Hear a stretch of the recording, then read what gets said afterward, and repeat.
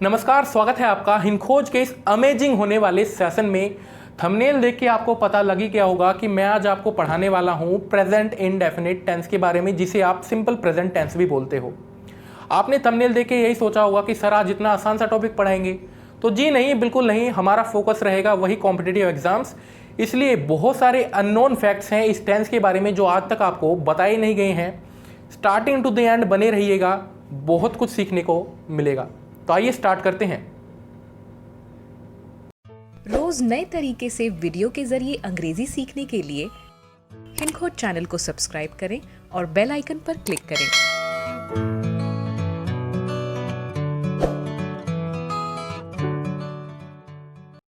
तो आइए स्टार्ट करते हैं, बट स्टार्ट करने से पहले एक छोटी सी रिक्वेस्ट करूंगा आप लोगों से। आपने सुना होगा कि खाली मेमोरी में डाटा जल्दी फीड होता है रेदर देन भरी हुई मेमोरी। तो अगर आप इस मोटिव से आए हो कि मुझे सब कुछ आता है, तो आप बहुत ही कम सीख के जाओगे। और अगर आप इस मोटिव से आए हो कि मुझे कुछ नहीं आता, मुझे सीखना है, तो जनरली आप बहुत कुछ सीख के जाओगे इस टेंस के बारे में। बहुत सारे अननोन फैक्ट्स को जानोगे आप। तो आइए स्टार्ट करते हैं। स्टार्टिंग टू द एंड देखना है, कहीं पे भी एक छोटा सा पॉइंट भी मिस नहीं करना आपको, ठीक है। देखिए, प्रेजेंट इंडेफिनिट टेंस के बारे में हमेशा ये बताया जाता है कि हिंदी टू इंग्लिश जब आप ट्रांसलेट करोगे तो आपको एंड में मिलेगा ता है, ते हैं, ती है, या ता हूं या फिर ती हूं। और आंख मूंद के आप ये वाला टेंस यूज कर लेना। ये बताया जाता है हर एक टीचर के द्वारा। तो क्या ये पॉइंट वैलिड है हर जगह? क्या ये पॉइंट सही है? अगर सही है तो आप इस वाले सेंटेंस को ट्रांसलेट करके दिखाइए। वह उसे 2 साल से जानता है, ठीक है। इसको आप जल्दी से अटेम्प्ट कीजिए और कहां लिखोगे आप? कमेंट सेक्शन में। वह उसे 2 साल से जानता है। मैं 5 सेकंड वेट करता हूं, ठीक है। आई होप कि आप लोगों ने वीडियो को पॉज करके अटेम्प्ट किया होगा इसे कमेंट सेक्शन में।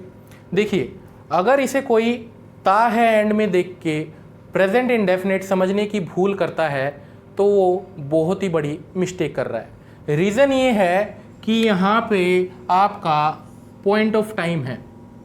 पॉइंट ऑफ टाइम है, पॉइंट ऑफ टाइम लिख देता हूँ मैं। जब भी प्रेजेंट इंडेफिनिट हो, आपको लग रहा है ना प्रेजेंट इंडेफिनिट है अभी, उसके साथ पॉइंट ऑफ टाइम जुड़ जाए तो वो प्रेजेंट इंडेफिनिट ना रह के प्रेजेंट परफेक्ट बन जाता है। क्या बन जाता है? Present perfect. तो जिन्होंने भी इस टाइप से बनाया होगा, he knows him for 2 years, उनका बिल्कुल ही गलत है। गलत है दोस्तों। ये अभी जस्ट मैंने आपको समझाया कि प्रेजेंट इंडेफिनिट आपको लग रहा है और उसके साथ साथ point of time they they. Point of time मतलब 1 साल 2 साल, आपको करेक्ट पता है कि क्या है। मतलब जैसे आप टाइम भी हो सकता है करेक्ट, 2 मिनट 3 मिनट, तो पॉइंट ऑफ टाइम दे रखा है 2 साल, एग्जैक्ट डाटा है। तो जब प्रेजेंट इंडेफिनिट के साथ आपका पॉइंट ऑफ टाइम जुड़ जाए तो वो प्रेजेंट परफेक्ट कहलाता है। मतलब प्रेजेंट परफेक्ट बन जाएगा वो टेंस, ना कि आपका प्रेजेंट इंडेफिनिट। तो इसका करेक्ट फॉर्म क्या बनेगा? देखिए, ही। अब ही के साथ आपने क्या बोला कि भाई प्रेजेंट परफेक्ट बना है, तो ही के साथ आप क्या लगाओगे? खुद ही बताओ आप। ही के साथ आप क्या लगाओगे? हैज, ही हैज, ठीक है। अब क्या आएगा? हैज के साथ नो की थर्ड फॉर्म क्या होती है? No, new, known. तो he has known, he has known किसे? हिम, उसे के लिए him. He has known him for 2 years, और ये फिनिश। ओरिजिनल ये बनेगा और आपका ये गलत है। ये करेक्ट है, ये गलत है। रीज़न यही कि जब भी प्रेजेंट इंडेफिनिट के साथ पॉइंट ऑफ टाइम जोड़ दिया जाए वो प्रेजेंट परफेक्ट बन जाता है। तो आपको ये पॉइंट पता लगा। आइए बेहतर तरीके से बिल्कुल डीप क्लोज एनालिसिस करते हैं प्रेजेंट इंडेफिनिट का, बढ़िया से सीखते हैं इस टेंस के बारे में। तो ये मैंने आपके पॉइंट्स लिख दिए हैं सारे, जहां पे दिखते ही ये पॉइंट्स आपको प्रेजेंट इंडेफिनिट टेंस यूज करना है रेदर देन एनीथिंग एल्स, ठीक है। क्या क्या है वो पॉइंट्स एग्जाम्पल के थ्रू से समझाऊंगा, बट बिफोर दैट एक बार मैं बता देता हूं कि कहां कहां यूज करना होता है आपको। पहला पॉइंट है हमारा हैबिचुअल।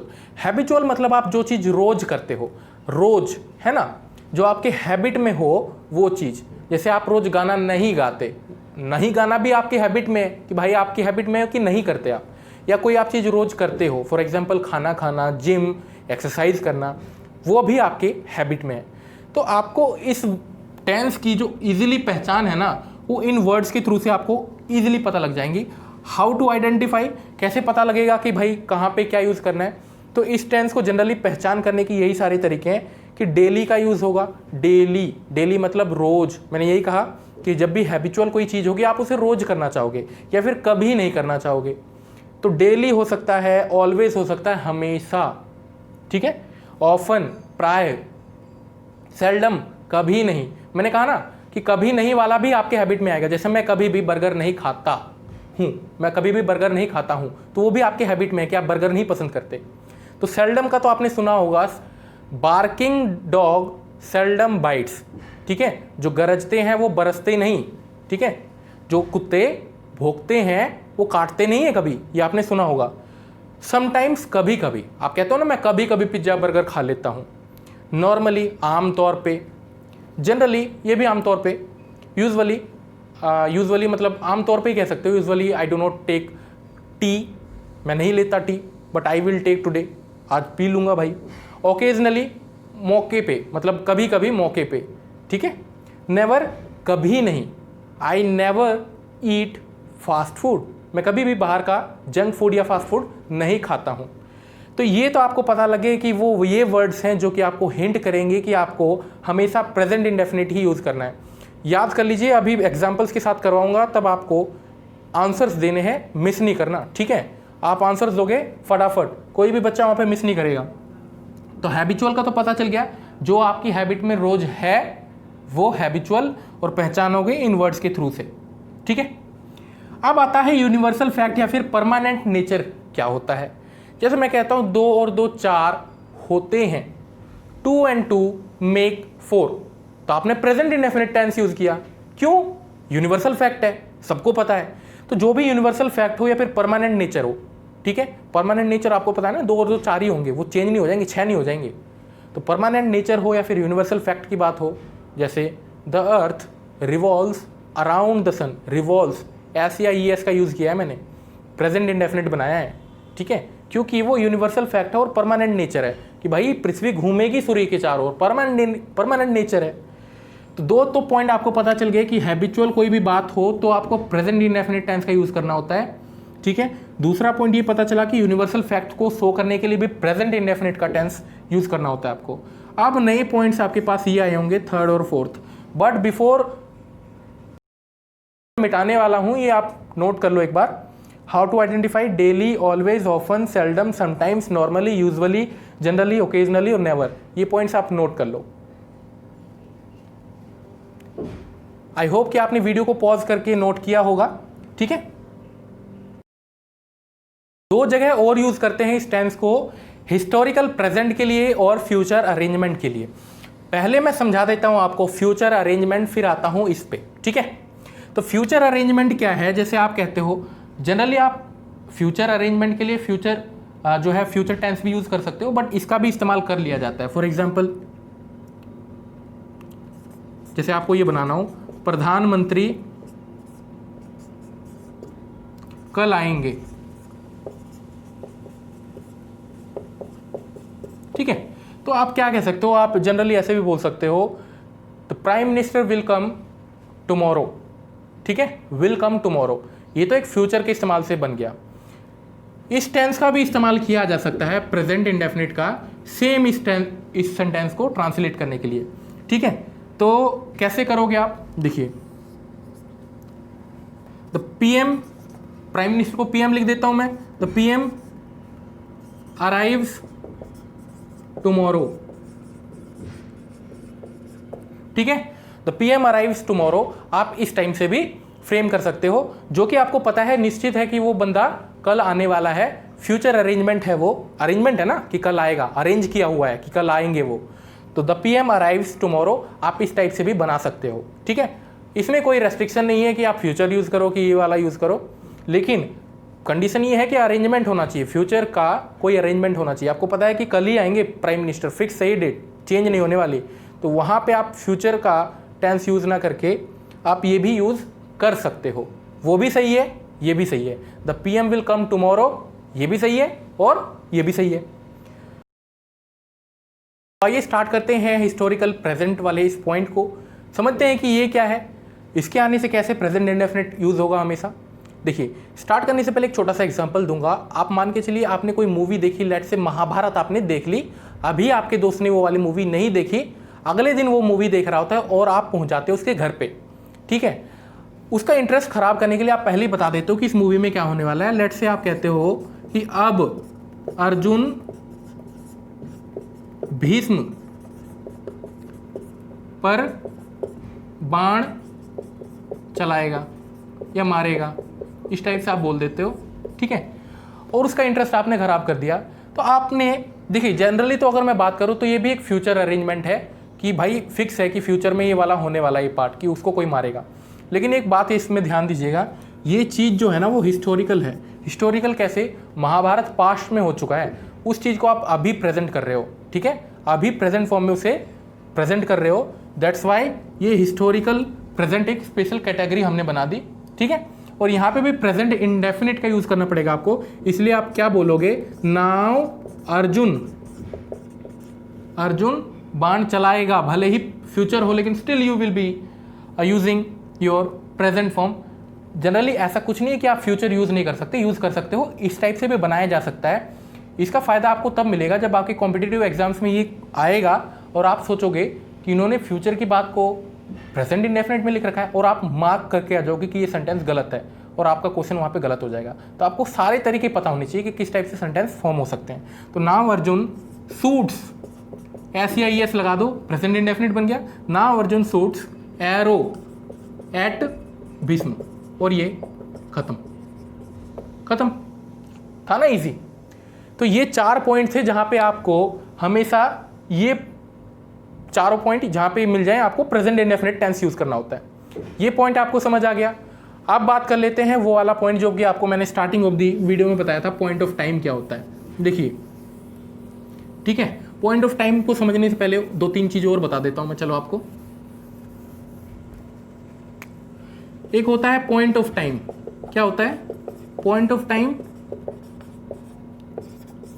क्योंकि टाइम को देख के ही आपको पता चलता है कि चीज प्रेजेंट की है, पास्ट की है, फ्यूचर की है। पॉइंट ऑफ टाइम होता है एक पीरियड ऑफ टाइम होता है, ठीक है।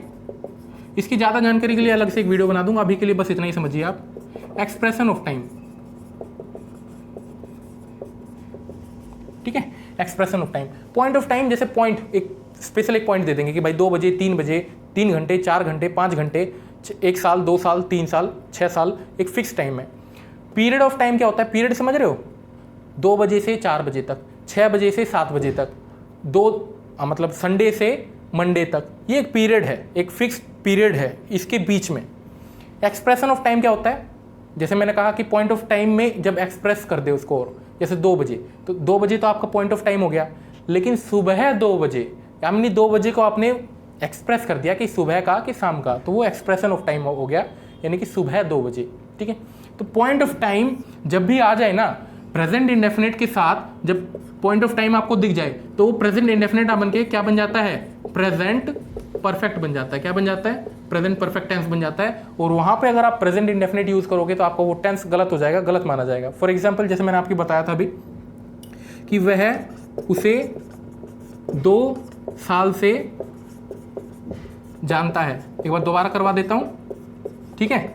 तो 2 साल से, अभी बताया कि एक स्पेशल पॉइंट है, ये क्या है? पॉइंट ऑफ टाइम है। तो दैट्स वाई मैंने यहां पे लिखा था ही has known him for 2 years।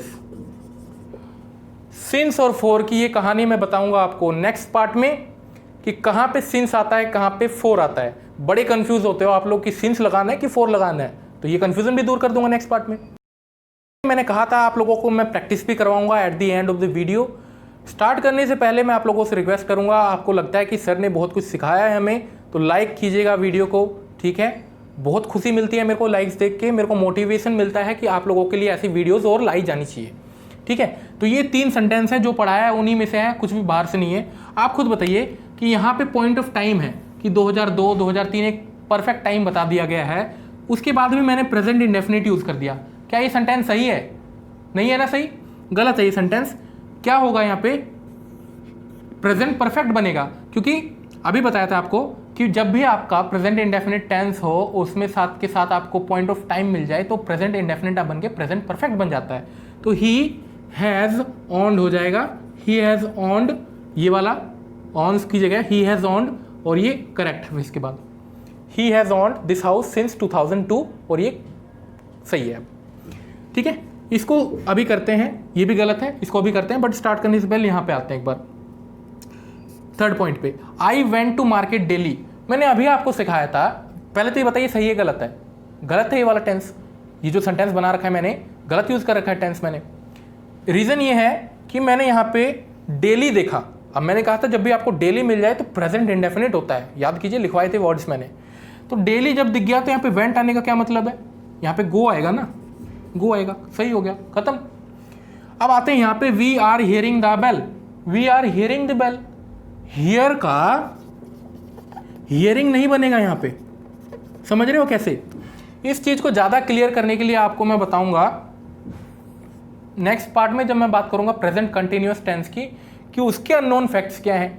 Hearing का यहाँ पे हियर क्यों बनेगा, आर हियरिंग कट के सिर्फ यहाँ पे हियर आएगा, वी हियर द बेल होगा ये, वी हियर द बेल, हम घंटी की आवाज़ सुन रहे हैं तो भी आपका यही बनेगा वी हियर द बेल, ना कि we are hearing the bell. गलत होता है we are hearing the bell जो बोलता है, ठीक है।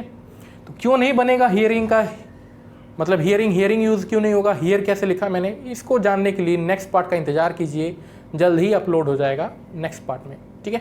तो अभी के लिए बस इतना ही, मिलते हैं नेक्स्ट वीडियो में। ये अपना सीरीज़ जो है वो कॉम्पिटिटिव एग्जाम्स के लिए प्रिपेयर कर रहा हूँ अभी आप लोगों को। 20 नवंबर से ओरिजिनल कोर्स लॉन्च होगा, बहुत ही बेहतरीन ढंग से सीखेंगे। अभी के लिए आप डेमो लीजिए, सीखिए, ठीक है। तो वीडियो पसंद आई हो तो लाइक कीजिएगा, सब्सक्राइब कीजिएगा चैनल को, हिंदखोज को फॉलो कीजिए हर जगह, चाहे इंस्टाग्राम हो, फेसबुक हो, हर जगह फॉलो कीजिए, ठीक है।